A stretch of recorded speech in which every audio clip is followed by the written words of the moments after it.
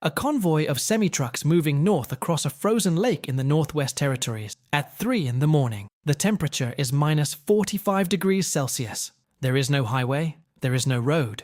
There is only ice, 2 meters of it, between 40,000 kilograms of cargo and water cold enough to kill in under 4 minutes. And underneath each truck, the ice creaks. That sound, a low, resonant groan that travels through the frame of the vehicle and up through the seat, is something every ice road driver knows.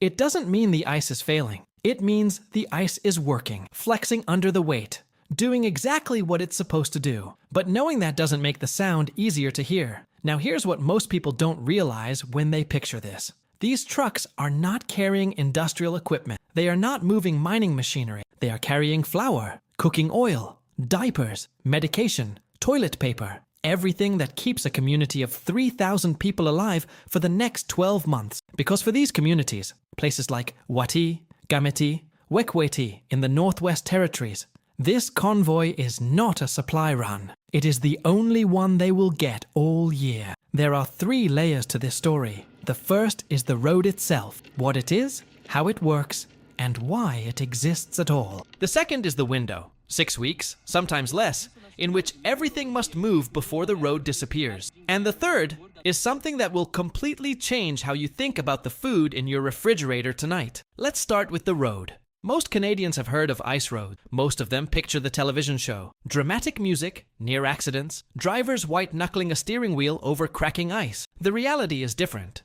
And in some ways, it's more extraordinary than anything television produced. The Tibbitt to Contwoyto Winter Road in the Northwest Territories is the longest annually constructed ice road in the world. It runs 568 kilometers from the town of Tibbitt Lake, just east of Yellowknife, north to diamond mines and remote communities above the Arctic Circle. Approximately 85% of its route crosses frozen lakes and rivers. There is no pavement, no gravel, no infrastructure of any kind beneath the surface. The road is built every winter from scratch, and it disappears every spring without a trace. Building it is an engineering operation that begins in November. Survey crews move ahead of the road building equipment, drilling ice cores and measuring thickness every few hundred meters. The minimum safe thickness for a loaded semi-truck is 106 centimeters. Most sections of the Tibbitt to Contwoyto reach 140 to 180 centimeters by February, thick enough to support not just trucks, but convoys of them, moving in carefully timed intervals so the pressure waves from one vehicle don't interact with the next. Those intervals are not optional. When 2 heavy vehicles move too close together on ice, their weight creates intersecting pressure waves beneath the surface. Those waves amplify. And amplified pressure waves in ice do something that every ice road engineer understands and every ice road driver fears. They crack it. The speed limit on most sections of the Tibbitt to Contwoyto is 25 kilometers per hour. Not because of visibility, not because of road condition, because at higher speeds, a loaded truck generates a bow wave in the ice beneath it, the same physical phenomenon as a boat moving through water. If that bow wave reaches the resonant frequency of the ice sheet, the surface can fail instantaneously. Drivers know this. They drive accordingly. But here is the thing that most people never think about when they picture an ice road. The road doesn't exist yet in November, and by March, it's gone. Which means every kilogram of cargo that these communities need for the next 12 months has to move through a window that opens in January and closes when the temperature rises. Here is the arithmetic that governs everything. The communities served by the Tibbitt to Contwoyto Winter Road and by the network of ice roads that branches from it have no all-season road access. No highway connects them to the south. Air transport exists, but a twin otter carrying 1,400 kilograms cannot move 40,000 liters of diesel fuel. It cannot move the lumber to build a house. It cannot move the heavy equipment to repair a water treatment plant. For bulk cargo, for the things communities actually need to function, there is only the ice. And the ice is available for approximately 6 weeks. In a good year, the Tibbitt to Contwoyto opens around the 3rd week of January and closes in the 1st week of March. In a warm year, that window shrinks to 5 weeks. In 2006, it was 4.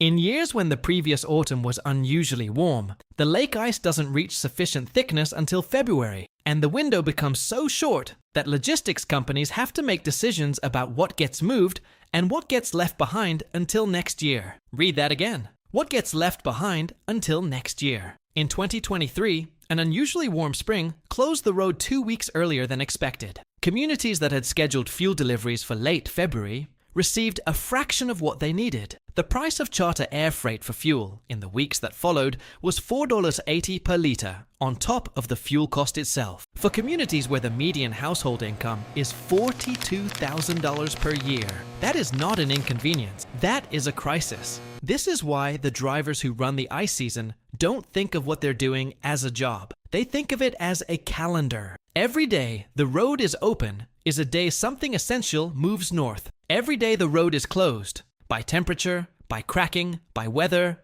is a day it doesn't. And there is no catching up. A loaded semi-truck on the Tibbitt to Contwoyto Winter Road is carrying an average of 25,000 to 40,000 kilograms of cargo. At 25 kilometers per hour over ice, it takes approximately 22 hours of driving to complete the full route to the northern communities. That cargo is not random. Logistics companies that service the Arctic communities spend months in the fall, calculating exactly what needs to move and in what order. The priority matrix reads like this: fuel first, always. The communities run diesel generators for electricity and heating. A community of 2,000 people can burn through 2 million liters of diesel in a single winter. Every liter of that has to arrive on a truck before the ice closes. After fuel, food. Not fresh produce. That flies in year-round at extraordinary cost. Bulk staples.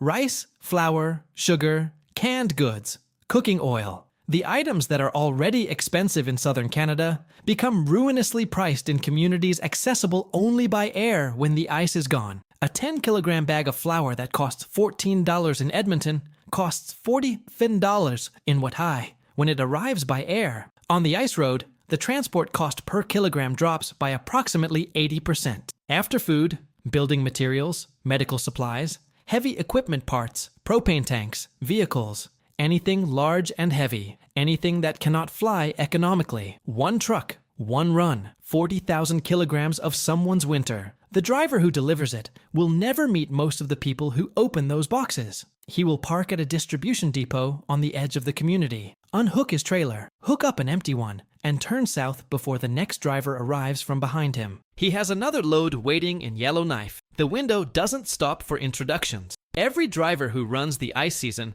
develops a relationship with the road that is impossible to explain to someone who hasn't experienced it. The ice talks, not metaphorically. The sounds a frozen lake makes under load are a real-time report on the condition of the surface below. A low, resonant boom that travels horizontally for hundreds of meters means the ice is flexing. Normal, expected, no action required. A sharp crack directly beneath the vehicle is a different signal entirely. A crack that travels is different from a crack that stops.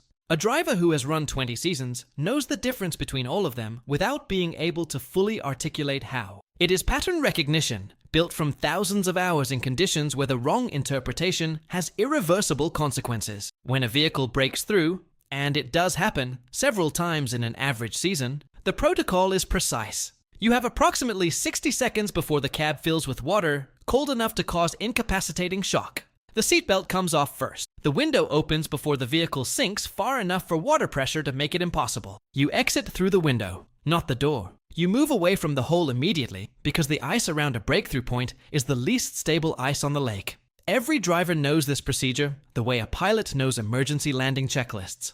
Most of them have never needed it. None of them ever forget it. Here is the thing that almost nobody in southern Canada thinks about when they turn on a light, or open a refrigerator, or fill a vehicle with gas. The infrastructure that makes those actions effortless is invisible. The pipeline, the transmission line, the highways and rail corridors and distribution networks. They are so embedded in the landscape that most people never consider their existence, let alone their fragility. For the communities served by the ice roads, that invisibility doesn't exist. They know exactly when the road opens because they have been watching the temperature since October. They know exactly what is on each truck because the logistics manifests are public documents and people in small communities pay attention to them. They know what happens when the road closes early because some of them have lived through it. In a community without road access, every consumable item has a cost that reflects the reality of getting it there. That cost is not abstract. It is the difference between a family that can afford to heat their home and a family that cannot.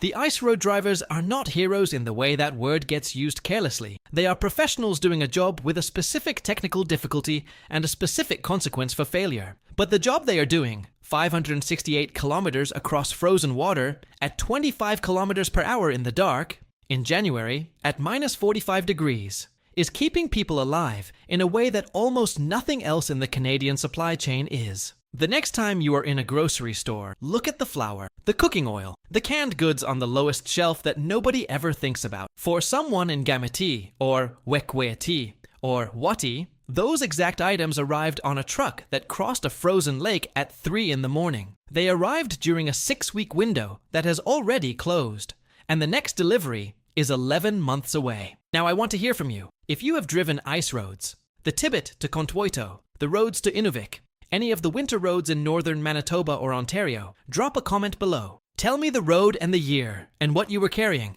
I want to know what was on your trailer, and I want to know what the ice sounded like.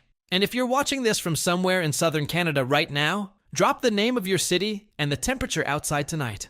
People are watching this from Yellowknife, from Hay River, from communities that only exist because a truck crossed a frozen lake at the right time in January. I want to know where this video reaches. One more thing. This channel tells the stories that happen on Canadian roads that most Canadians will never see. The ones that happen at 3 in the morning on a frozen lake in the Northwest Territories, while the rest of the country is asleep and the refrigerator is full. If that's the kind of story you want to keep hearing, subscribe. It costs nothing, and it means the next one gets made. I'll see you down the road.